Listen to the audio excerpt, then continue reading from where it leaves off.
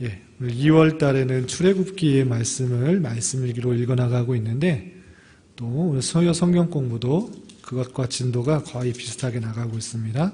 예, 출애굽기를 배울 텐데, 우리 말씀부터 한번 읽고 또 공부를 하도록 하겠습니다. 출애굽기 1장, 우리 7절부터 14절까지 말씀을 함께 봉독하겠습니다. 출애굽기 1장 7절부터 14절까지 찾으셨나요? 14절. 출애굽기 1장 7절부터 14절까지 찾으신 줄 알고 한 목소리로 합독하겠습니다. 이스라엘 자손은 생육하고 불어나 번성하고 매우 강하여 온 땅에 가득하게 되었더라. 요셉을 알지 못하는 새 왕이 일어나 애굽을 다스리더니 그가 그 백성에게 이르되 이 백성이 이스라엘 자손이 우리 1장 7절부터 14절. 예, 1장 7절부터 14절까지. 예, 9절 계속 읽겠습니다. 그가 그 백성에게 이르되 이 백성이 이스라엘 자손이 우리보다 많고 강하도다. 자, 우리가 그들에게 대하여 지혜롭게 하자. 두렵건대 그들이 더 많게 되면 전쟁이 일어날 때 우리 대적과 합하여 우리와 싸우고 이 땅에서 나갈까 하노라 하고 감독들을 그들 위에 세우고 그들에게 무거운 짐을 지어 괴롭게 하여 그들에게 바로를 위하여 국고성 비돔과 라암셋을 건축하게 하니라. 그러나 학대를 받을수록 더욱 번성하여 퍼져나가니 애굽 사람이 이스라엘 자손으로 말미암아 근심하여 이스라엘 자손에게 이를 엄하게 시켜 어려운 노동으로 그들의 생활을 괴롭게 하니 곧 흙 이기기와 벽돌 굽기와 농사의 여러 가지 일이라. 그 시키는 일이 모두 엄하였더라. 아멘. 2월부터 출애굽기 말씀을 읽어 나가는데 우리 출애굽기가 어떤 배경 가운데 쓰여져 있는지를 생각해 보는 그런 시간을 갖도록 하겠습니다. 우리 지난 시간에는 어떤 것을 공부했죠? 네, 창세기를 지도와 함께 살펴보았습니다. 그래서 우리 에덴 동산부터 해가지고 노아의 홍수, 또 야곱, 이삭, 아브라함, 요셉 등등이 어떻게 이주를 하면서 돌아다녔는지, 그리고 성경의 주요 지명을 살펴보았습니다. 기억나시죠? 예, 기억나는 몇몇의 곳을 잘 기억하고 또 커가는 동안, 또 성경을 읽는 동안 그것이 어디쯤인지를 생각하면서 읽을 수 있기 바랍니다. 그리고 이제 2월부터 출애굽기 하는데, 그러면 창세기 마지막 장 요셉의 죽음으로 끝나는데 그때로부터 약 몇 년이 흘렀을까요? 200년, 50년, 10년? 몇 년이 지났는지 그것도 살펴보고, 또 얼마나 25년? 어디서 보고 25년이라고 했어요? 그러면은 우리가 읽어봤을 때 얼마나 지났는지, 또 어떤 배경 가운데 있는지 성경을 찾아가면서 또 살펴보도록 하겠습니다. 일단 우리가 읽었던 1장 7절에 보면 어떻게 되어 있어요?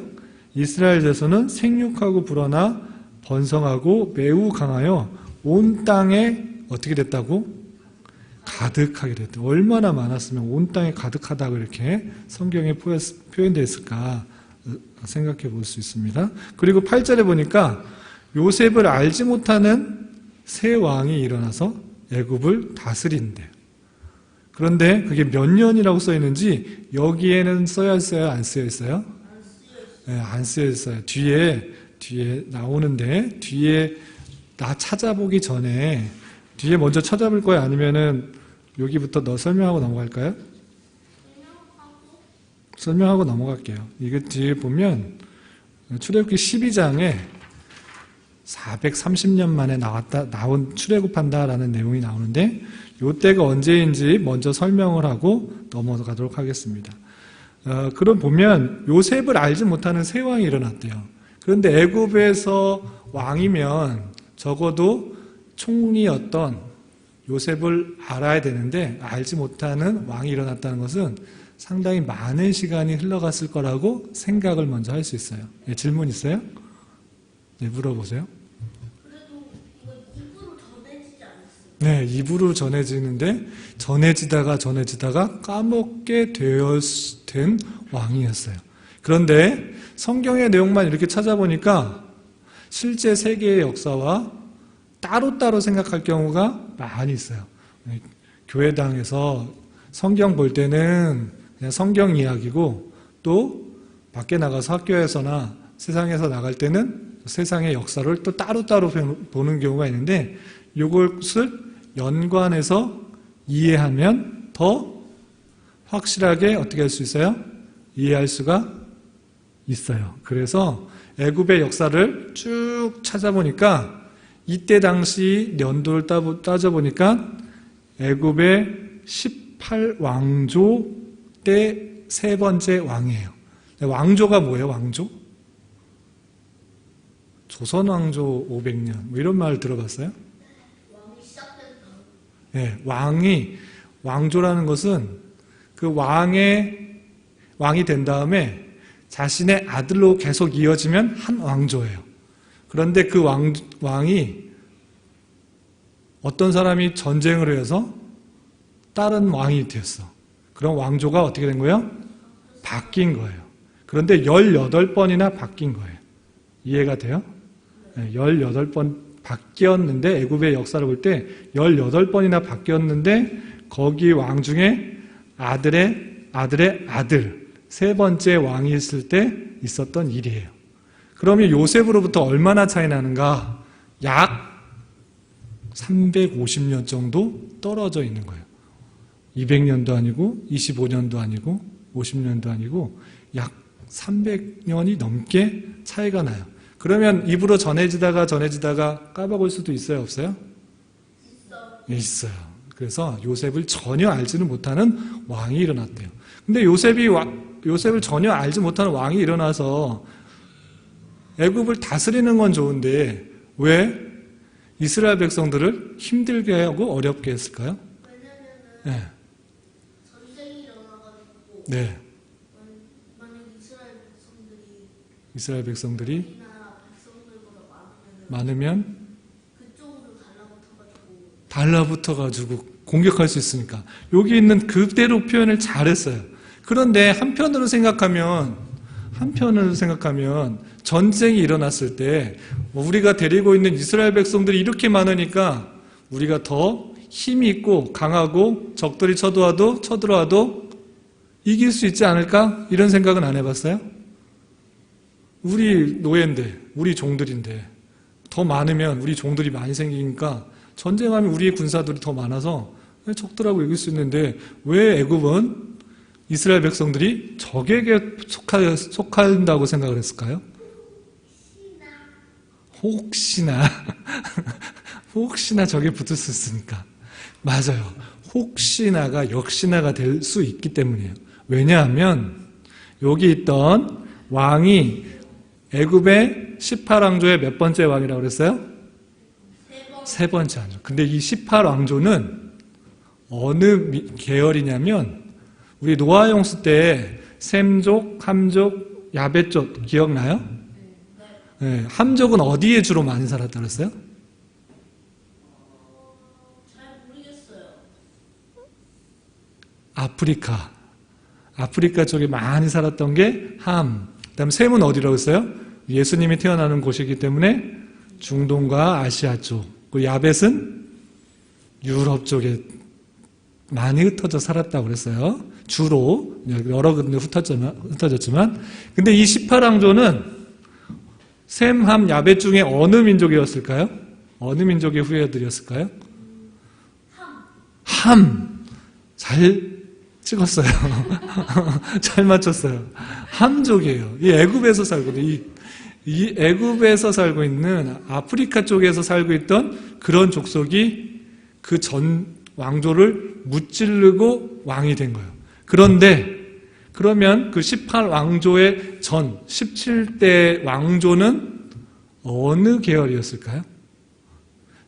셈족이었을까요? 함족이었을까요? 야벳 족속이었을까요? 함족. 또 함족? 잘못 찍었고 셈족 잘 찍었어요. 잘 찍었어요. 셈족이었어요. 그런데 여기서 중요한 게 셈족이라고 그랬어요. 그러면 요셉 족속은 함 족속일까요? 셈 족속일까요? 야벳 족속일까요? 셈 족속이에요. 셈 족속. 이거는 쉽잖아요. 예수님이 따르는 이스라엘 백성이 셈족으로 계속 나가니까. 그러니까 이 18대 왕조는 셈족의 계열이었던 17대 왕조를 전쟁을 해서 이겼던 왕조예요. 그렇기 때문에 다시 셈족이 자기를 공격했을 때 요셉 족속, 요셉의 자손이었던 이스라엘 백성들은 어느 족속이에요? 셈족이니까 만약에 전쟁을 한다면 셈족에 달라붙을 가능성이 혹시나 많아요.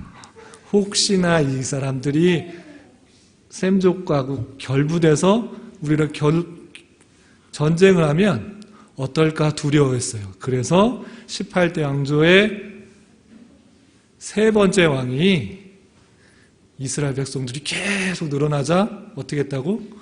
핍박하고 일을 많이 시키고 심지어는 남자가 태어나면 죽여라, 강에 떼어내버려라 이렇게 요구를 했던 거예요. 여자는 전쟁을 할 때 잘 참여를 하지 않았어요. 그냥 노예를 하고 종의 역할을 했기 때문에 전쟁을 해도 여자는 그쪽에 붙어서 도움이 안 될 거야. 그래서 남자가 태어나면 죽이게 했어요. 그리고 남자가 점점 줄어들면 차츰차츰 인구는 줄어들 테니까 남자만 죽이게 했어요. 질문이에요? 기직이에요? 질문 해보세요. 지금이랑 상관없는데 여기 네. 교환. 네. 루트모세 1세, 루트모스 2세, 루트모스 3세 투투. 네. 이렇게 돼가지고 네. 이것도 설명이, 그래서 네. 이름이 모세라고 지어진 거예요? 아, 그거는 잘 알 수 없는데, 모세라는 뜻은 뭘까요? 성경을 찾아보겠습니다. 네? 예, 물에서 건져내 받았다. 2장 10절. 왜 모세가 모세라고 이름이 지어졌는지 2장 10절 찾았어요? 네. 예, 함께 읽겠습니다. 시작. 그 아이가 자라매 바로의 딸로 데려가니 그가 그의 아들이 되니라. 그가 그의 이름을 모세라 하여 이르되 이는 내가 그를 물에서 건져내었음이라 하였더라. 모세라고 했을 때는 물에서 건져내었다라는 뜻인데 그 모세가 투트라는 그런 뜻이 어떤 그 물에서 건져내는 그 구원자의 개념들이 강해요. 그래서 투트라는 뜻은 정확하게 모르겠는데 구원자라는 의미의 어떤 합성어의 뜻이 있는 것 같아요. 그 정확한 뜻은 저도 잘 모르겠어요. 그래서 요거까지 이제 설명을 할게요. 이제 질문했으니까. 아까 말했죠? 모세가 태어날 때 애굽 왕 18왕조의 몇 번째 왕이라고 그랬죠? 세 번째 왕. 그 왕의 이름이 누굴까요? 투트모세 1세, 2세, 3세. 1세. 1세. 투트모세 1세요. 18왕조의 첫 번째 왕은 아흐모세고 두 번째는 아멘호텝이고 세 번째 왕. 지금 요셉을 알지 못하는 새 왕이 일어났다 할 때 왕은 투트모세 1세예요. 1세. 그래서 이때 연도를 이걸 어떻게 하느냐 했을 때는 아까 말한 것처럼 모세가 출애굽할 때 연도 그리고 그 430년 전에 올라갔을 때 1800년 정도 되니까 그때 다스렸던 1500년도 정도 되니까 1539년 이렇게 되는 겁니다. 모세가 80세 때 출애굽하니까 1446년에서 80년을 거슬러 올라가면 1530년 정도 되니까 이때를 어떤 왕인가 봤을 때 투트모세 1세인 거예요. 그런데 투트모세가 계속 다스린 것이 아니고 몇 년을 다스렸을까요? 네, 써 있는 거 그냥 읽으면 돼요. 아, 67년 아닌데? 25년. 39에서 14를 빼니까 25년을 다스렸어요. 거기 옆에 써 있잖아요. 투트모세가 25년을 다스리고 죽었어요. 그러면 그 왕이 누가 왕이 돼야 돼요? 2세 아들, 자기 아들이 왕으로 올라갔어요. 근데 몇 년을 다스렸을까요? 10년. 예, 10년을 다스리고 또 갑자기 죽었어요. 그러면 그 다음에는 누가 왕이 돼야 될까요? 투트모세 3세. 3세가 돼야 되는데 갑자기 죽어서 이 투트모스 3세가 너무 어렸어요. 몇 살이었을까요? 왕이 되었을 때? 7살. 뒤에 보면 나오는데 9살, 10살 정도밖에 안 됐어요. 그래서 9살, 10살 되면 여기 앞에 있는 시온이 시온 아이인데 이 나라를, 거대한 나라를 다스릴 수 있어요? 우리 시온이 시오가 우리나라를 다스리라고 그러면 다스릴 수 있어요? 잘 못 다스리죠. 그래서 누가 대신 다스렸을까요? 엄마가 다스렸어요. 시온이 시오가 갑자기 아버지가 죽자 왕이 올랐는데 제대로 다스릴 수가 없자 엄마가 왕으로서 섭정을 하면서 다스렸어요. 그게 엄마가 있는데 그 엄마 이름이 뭐예요? 하셉수트. 네, 하첵수트가 대신하여 왕을 다스리고 하첵수트가 왕으로 오른 지 22년을 다스리고 나서 그가 죽고 다시 투트모세 3세가 그 뒤를 이어서 32년을 다스리고 또 죽고 그의 아들인 아멘호텝 2세가 나라를 다스렸어요. 일단 여기 관계를 알아야 됩니다. 관계. 먼저 첫 번째 장에서 관계를 알아야 돼요.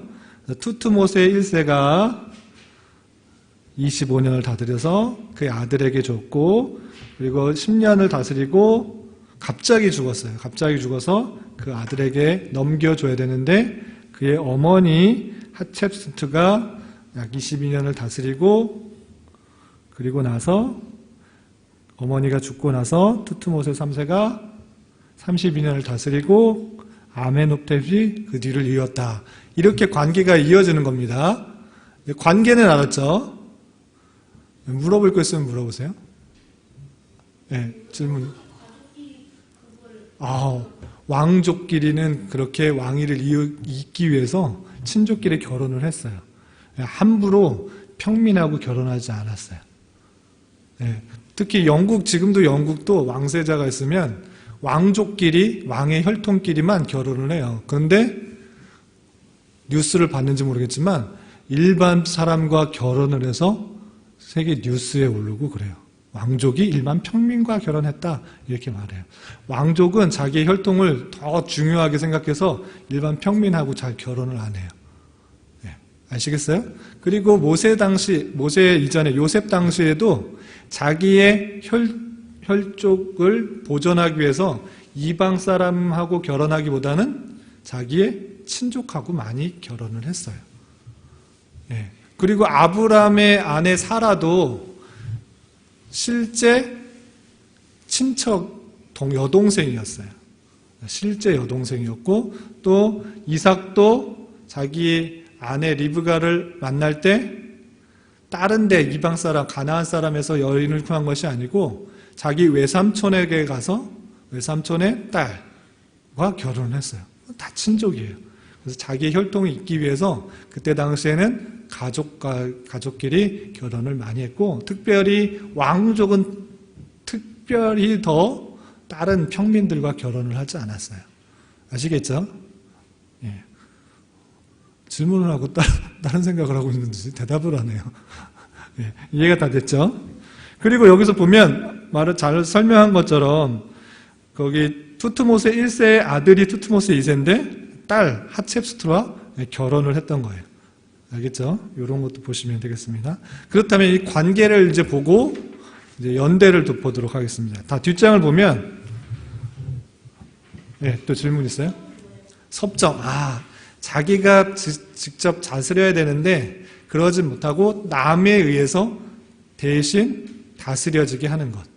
그러니까 시오가 왕위에 올라야 되는데 제대로 판단을 못할 것 같자 어머니가 시키는 대로 다 따라하는 거야. 어머니가 이렇게 해야 됩니다. 그렇게 하게 하십시오. 그렇게 하면 그대로 시온이시오가 이렇게 하십시오. 이렇게 명령을 내리는 그런 일들이 했어요. 그래서 실제적인 왕은 엄마이지만 표면적으로 남자가 왕이 된다 했기 때문에 투트모스 3세 아들이 왕이 있었던 겁니다. 이해가 됐나요? 예. 그리고 다음 도표를 보면 그럼 모세와의 관계를 보도록 하겠습니다. 자, 모세의 출생이 몇 년도라고 써 있어요?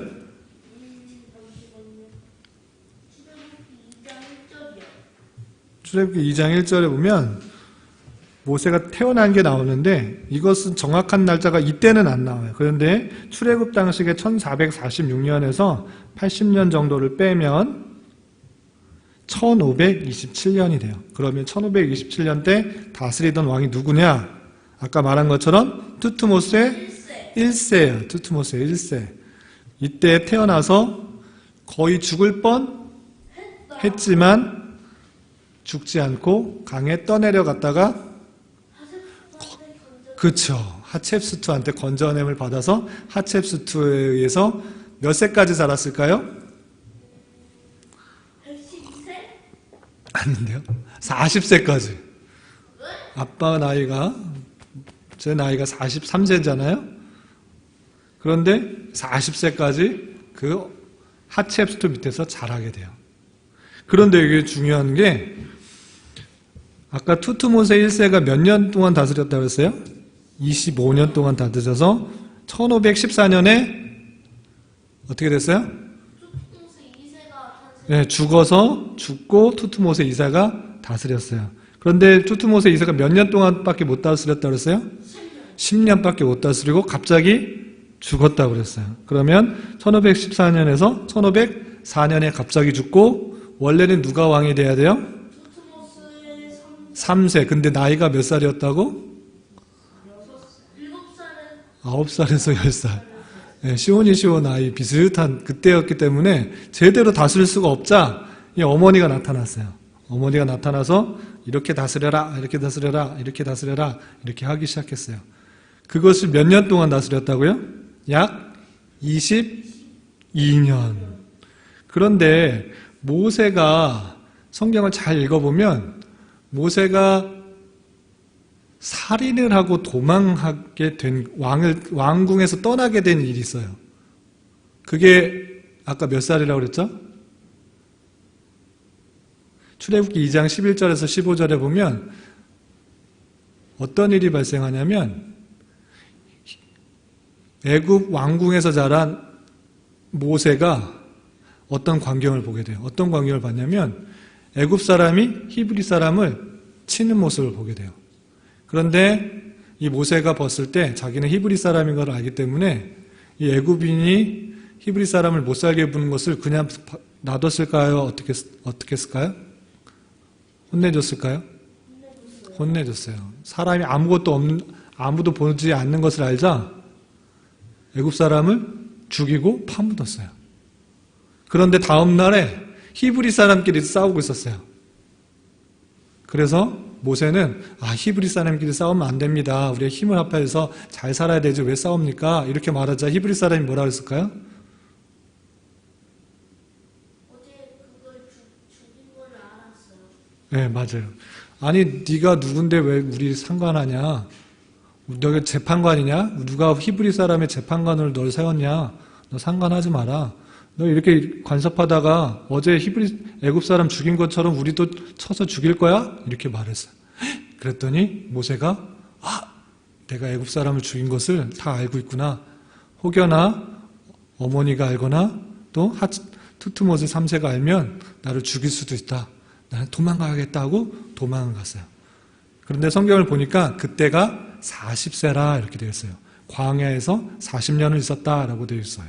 그리고 모세가 출애굽할 때 80세다라고 되어 있기 때문에 그러면 애굽의 궁에서 나올 때가 40세라는 것을 알 수 있어요. 그런데 40세라는 것을 보면 모세가 출생하고 40세면 BC 1487년인데 1487년 몇 년 뒤에 하첵수트가 죽었을까요? 1482년에 죽으니까 5년 뒤에 하첵수트가 죽었어요.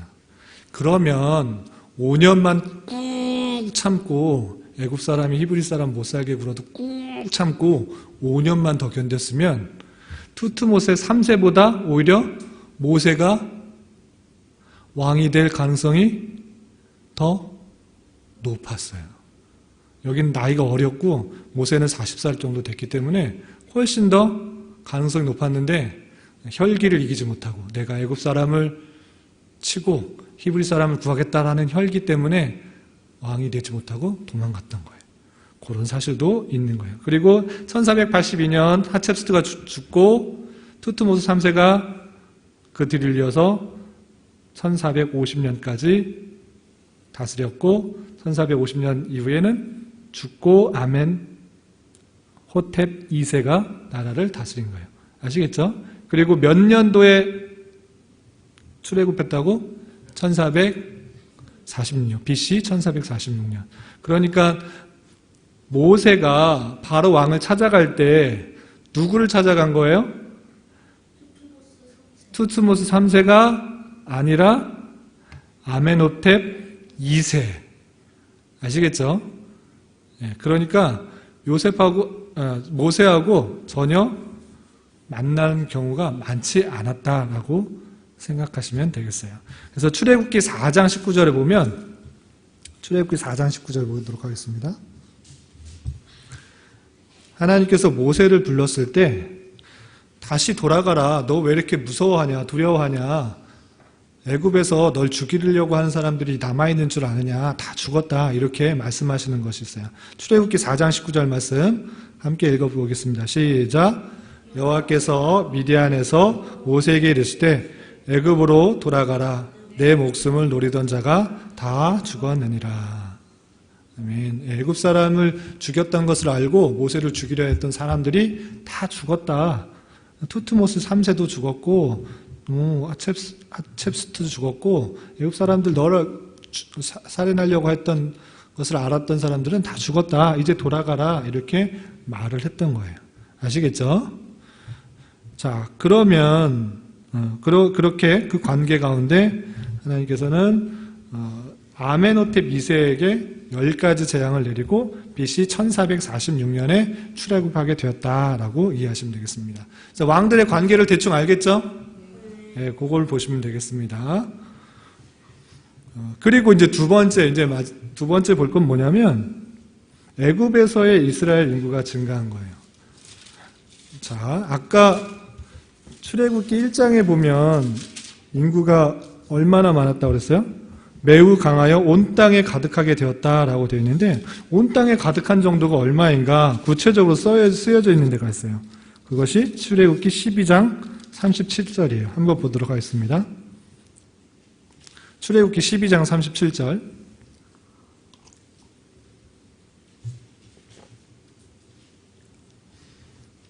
찾았어요?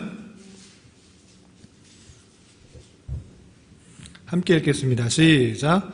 이스라엘 자손이 람셋을 떠나서 숫곳에 이르니 유아에 보항하는 자는 정정이 60만 가량이요. 출애굽할 때 인구가 몇 명이래요?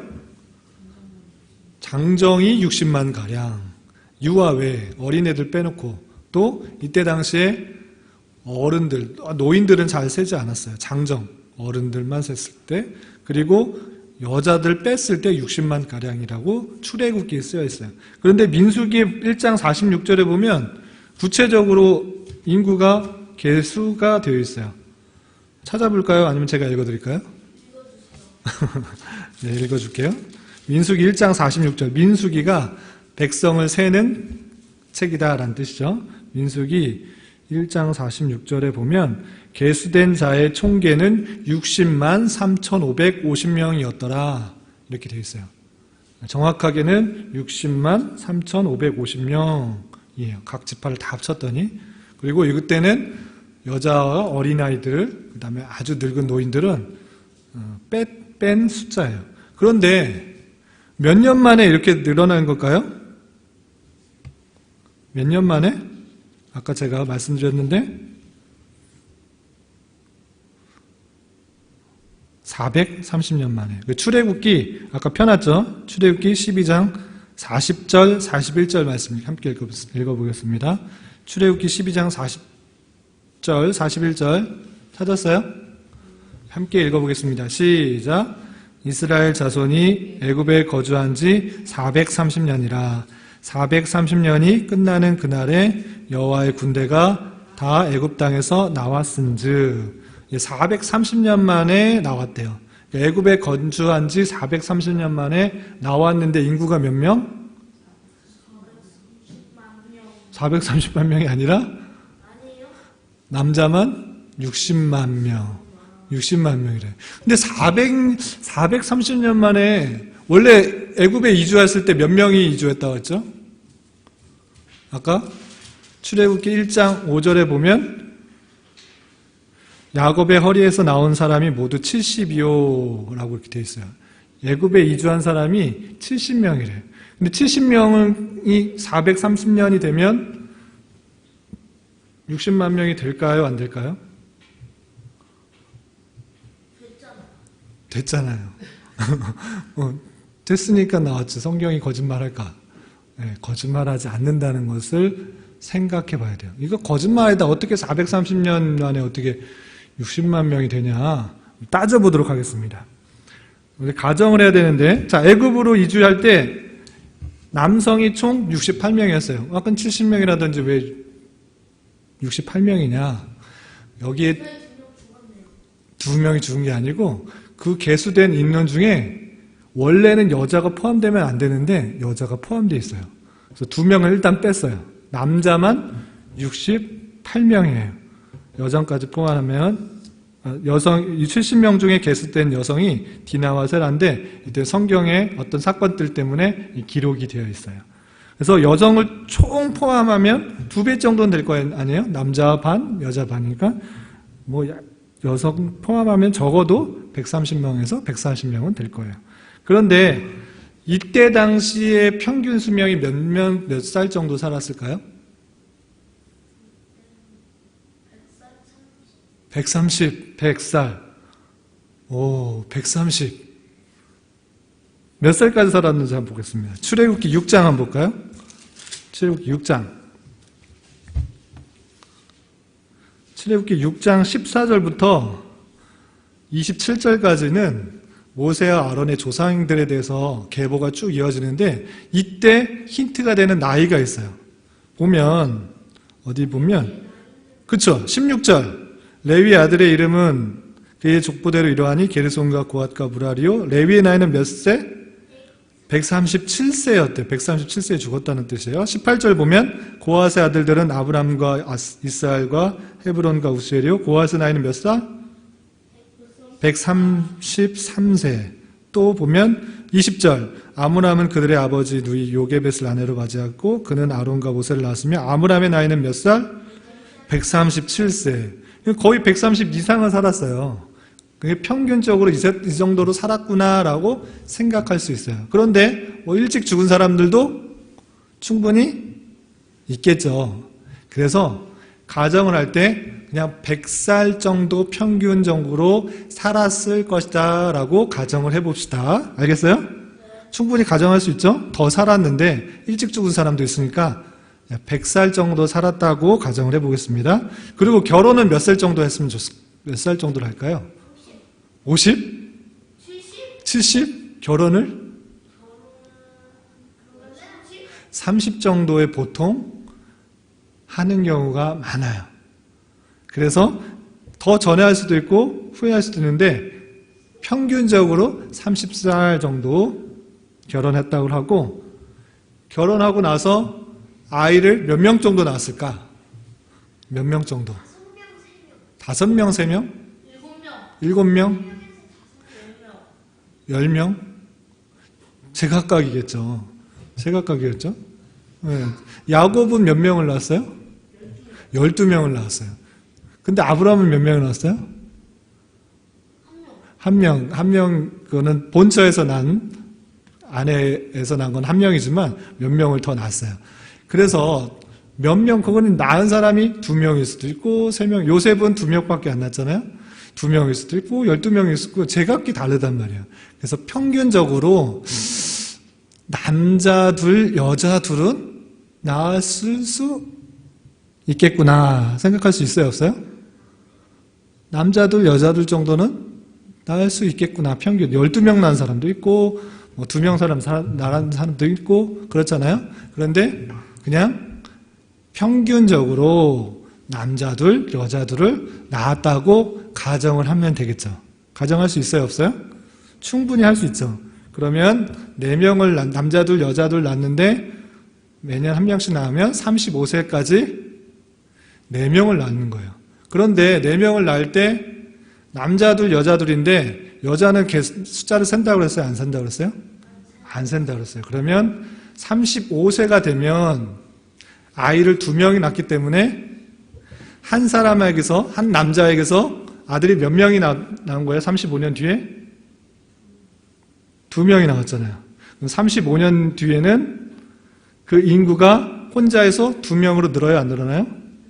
늘어나죠. 똑같이 가정을 해서 이 아이들, 이 남자아이들이 35년이 지나면 1살에서 35살까지 되고 이 아들이 또 2명씩을 남자 둘, 여자 둘씩 낳을 수 있어요? 없어요? 그럼 35년마다 몇 배씩 증가가 되는 거죠? 35면 2배죠. 1명에서 2명 낳고 또 2명에서 4명을 낳고 그러면 35년마다 2배씩 증가된다는 것들을 생각할 수 있어요? 없어요? 충분히 가정할 수, 더 많이 낳을 수도 있고 조금 낳을 수도 있는데 평균적으로 그렇게 될 수 있어요. 그리고 실제적으로 우리나라 인구를 보면 1948년에 인구가 약 2천만 명이었는데 2배 늘어나는 동안 몇 년이 걸렸을까요? 약 4천만 명이 되는데 35년.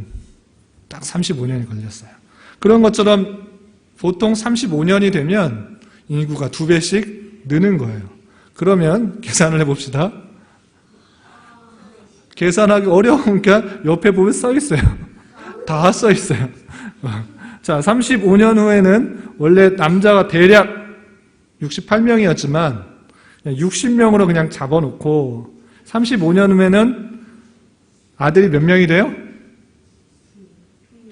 옆에 60명에서 2배가 되니까 그러면 70년 후에는 자 4대가 되었어요. 105년 후에는 140년 후에는 175년 후에는 쭉쭉쭉쭉 늘어나서 415년 후에는 25,760명. 맞아요. 그게 몇 대가 된 거예요? 13대 정도 지나면 22만 5,760명. 배 늘어난 거예요. 그러니까 430년 정도 됐으면 15년 지났으니까 거기에 2배는 되지 않아도 뭐 1.5배 정도는 되겠죠? 그렇다면 약 430년에는 30만 명 정도 자녀가 낳았다고 생각할 수 있을까요? 없을까요? 있죠. 원래는 35를 더하면은 2배가 되는데 2배까지는 안 됐고 약 15년이 지났으니까 약 30만 명 정도 됐다고 충분히 생각할 수 있어요. 그런데 430년 동안에 자녀가 그런 거고 그럼 자녀가 나면 아버지는 다 죽나요? 우리 가정을 어떻게 했죠? 평균 몇 살까지는 산다고 봤죠? 100살까지. 그러니까 430년 될 동안 출애굽할 때 430년이 했다 그랬잖아요. 그럼 그 전에 100년까지, 100살까지 되었던 사람들은 다 살아있을까요? 죽었을까요? 살아있죠. 그 전에 사람들은 죽고 나이가 100살인 사람들은 다 살아있다고 가정하는 거예요. 그러면 이 430년에서 100년을 거슬러 올라가면 11대니까 345년까지 태어났던 사람들은 다 살았다고 생각할 수 있는 거예요. 어려워요? 그러니까 출애굽할 때 1살부터 100살까지 다 나가는 거지 태어난 그 아이들만 데리고 나간 게 아니에요. 여기 계산한 것은 아이들만 계산한 거잖아요. 아이들만 계산했는데 거기에 아버지 4대는 같이 살았고 나갔다라는 거예요. 그래서 4대를 계산해 보면 14대에 맨 430년경에 나왔을 아이들이 약 30만 명이고 13대는 12만 명이고 12대는 6만 명이고 11대는 3만 명이에요. 이것을 한꺼번에 합치면 얼마가 될까요? 약 써 있잖아요. 51만 5천 명이에요. 네. 그냥 대략적으로만 계산해도 충분히 60만 명이 된다 안 된다? 될 수 있다. 그리고 애굽왕 당시에 이스라엘 자손이 다산하였다. 많이 나왔다. 2명만 난 게 아니고 10명 나올 수도 있고 12명 나올 수도 있고 이렇게 많이 나왔던 그런 모습을 살펴볼 때 60만 명은 충분히 가능한 숫자일까요? 아닐까요? 가능하다. 이렇게 생각할 수 있습니다. 그리고 또 아이들과 또 어른들, 여자들 합치면 100만 명에서 200만 명까지 충분히 생각할 수 있는 숫자이다라고 할 수 있습니다. 어제 조금 이해가 되나요? 너무 어렵나요? 너무 어려워. 지쳤어. 너무 숫자가 나오니까 지쳤어. 간단하게 그냥 충분히 나올 수 있는 숫자다라고 생각하면 됩니다. 혹시 질문 있어요? 여기까지. 다 이해가 됐어요? 요걸 배우면 뭐가 좋을까? 우리의 지식이 많아지는 걸까? 지식이 많아진 걸까? 이걸 꼭 외워야 되는가? 이게 이제 중요해요. 이걸 왜 외워야 되고 왜 배워야 될까? 외워야 되진 않고 외워야 되진 않지만 왜 이렇게 어렵게 해야 될까? 그 내용이 중요한 것은 이 말씀이 우연히 일어난 것이 아니라 하나님께서 말씀하신 내용이 이루어지는 역사이기 때문에 우리 이걸 잘 살펴야 되는 거예요. 우리 요거 마지막으로 찾아보도록 하겠습니다. 창세기 15장.